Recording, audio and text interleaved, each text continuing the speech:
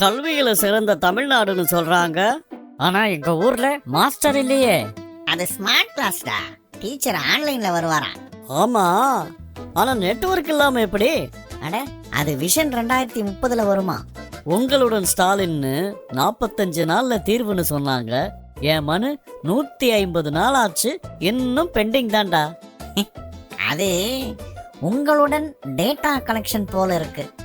எல்லாருக்கும் எல்லாம்னு சொன்னாங்க. ஆமா, எல்லாம் ஒரே குடும்பத்துக்கே எல்லாம் போல. தமிழ்நாடு தலை குனியாதுன்னு சொன்னாங்க. ஆனா இபி பில் வந்தா நம்ம தான்டா தலை குனியணும்.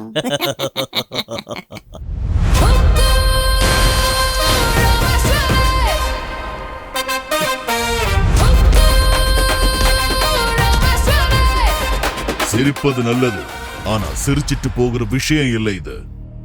ஆயிரக்கணக்கான ஆசிரியர் பணியிடங்கள் காலி. தகுதியான இளைஞர்கள் வேலைக்காக காத்திருக்கிறார்கள். மாணவர்கள் தரமான கல்விக்காக காத்திருக்கிறார்கள். ஸ்மார்ட் போர்டு இருந்தால் போதுமா? அதை கற்பிக்க ஆசிரியர் இல்லை என்றால் அது வெறும் சுவர் அலங்காரம் தானே. உங்களுடன் ஸ்டாலின் 45 நாள்ல தீர்வுன்னு சொன்னாங்க. ஆனா மக்களின் மனுக்கள் இன்னும் அலுவலக மேஜையில் தான் இருக்கு. முகாம்கள், பேனர்கள், விளம்பரங்கள் எல்லாம் நேரத்துக்கு நடக்குது. மக்களுக்கு தீர்வு தர அரசாங்கமா இருக்கணும், டேட்டா சேகரிக்க மட்டுமில்ல. ஆமா ஹல்க்கு, எல்லாருக்கும் எல்லாம். அது உண்மையிலே எல்லாருக்குமா ஹல்க்கு? ஆமா, எல்லாருக்கும் தான். விலைவாசி உயர்ந்தது எல்லாருக்கும், மின் கட்டணம் உயர்ந்தது எல்லாருக்கும், வரி சுமை உயர்ந்தது எல்லாருக்கும். ஆனா அதிகாரம் அது சிலருக்கு மட்டும்தான். தமிழ்நாடு தலை குனியாதுன்னு வேற சொன்னாங்களே ஹல்க். மாநிலத்தின் கடன் உயர்ந்திருக்கு. ஒவ்வொரு குடும்பமும் செலவுகளை சமாளிக்க தலைகுனியுது. வேலை வாய்ப்பு தேடி அலையும் இளைஞர்கள், பணமின்றி படிப்பை நிறுத்தும் மாணவர்கள், வாக்குறுதி நிறைவேறாத அரசு வேலை ஆசைகள், இவையெல்லாம் விளம்பர வீடியோவுல தெரியாது, ஆனா வீட்டு நிஜத்துல தெரியும். பெண்களுக்கு உதவித்தொகை கொடுத்து இதையெல்லாம் பேலன்ஸ் பண்றாங்களே ஹல்க். உதவி கொடுப்பது நல்லது, ஆனால் பாதுகாப்பு, வேலை வாய்ப்பு, விலைவாசி கட்டுப்பாடு இவை இல்லை என்றால் ஒரு உதவி போதாது. ஒரு கையில் தொகை கொடுத்து மற்ற கையில் செலவுகளை உயர்த்தினால் அது முன்னேற்றமா? நிச்சயமா இல்ல ஹல்க். இன்னும் லிஸ்ட்ல நிறைய இருக்கு. அவர்கள் வைத்த தலைப்பை வச்சு உங்களுக்கு ஒன்னொன்னா சொல்றேன், பொறுமையா கேளுங்க. சொல்லுங்க ஹல்க். ஸ்டாலின் 2.0 கார்ப்பரேட் அரசியல். 30,000 கோடி விளம்பர செலவு. 2026 தேர்தலுக்கு சமூக ஊடகங்கள்ல 500 கோடி திட்டம். கட்சியின் மூத்த தலைவர்கள் ஓரம், இன் சர்க்கிள் நண்பர்கள் மத்தியில் அதிகாரம். இது ஜனநாயகமா அல்லது பிரைவேட் லிமிடெட் கம்பெனியா? தமிழ்நாடு தலகுனியாது.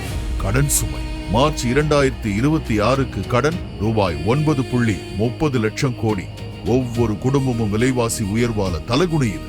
ஆட்சியாளர்கள் மட்டும் தலை நிமிர்றாங்களா? உங்களில் ஒருவன் வாரிசு முகமுடி. 505 வாக்குறுதிகள். நீட் ரத்து. ஓபிஎஸ் அரசு வேலை வாய்ப்பு. 800 கோடி வேலை லஞ்சம் குற்றச்சாட்டு இருக்கும் போது ஏஐ போர்ட்டல் தொடங்கினா மக்கள் நம்பிடுவாங்களா? இது உங்களில் ஒருவன் அல்ல, உங்கள் குடும்பத்தில் ஒருவன் என்ற குற்றச்சாட்டு எழுகிறது. வெல்லும் தமிழ் பெண்கள். 1.5 லட்சம் பெண்கள் மாநாடு. ரூபாய் 1000 உரிமை தொகை. ஆனா பெண்களுக்கு எதிரான குற்றங்கள் 40% உயர்வு. போக்சோ வழக்குகள் 61% உயர்வு. ஒரு கையில் டாஸ்மார்க், மறு கையில் ரூபாய் 1000. இது நலத்திட்டமா அல்லது வாக்கு வங்கியா? உங்கள் கனவை சொல்லுங்கள். டேட்டா அரசியல்.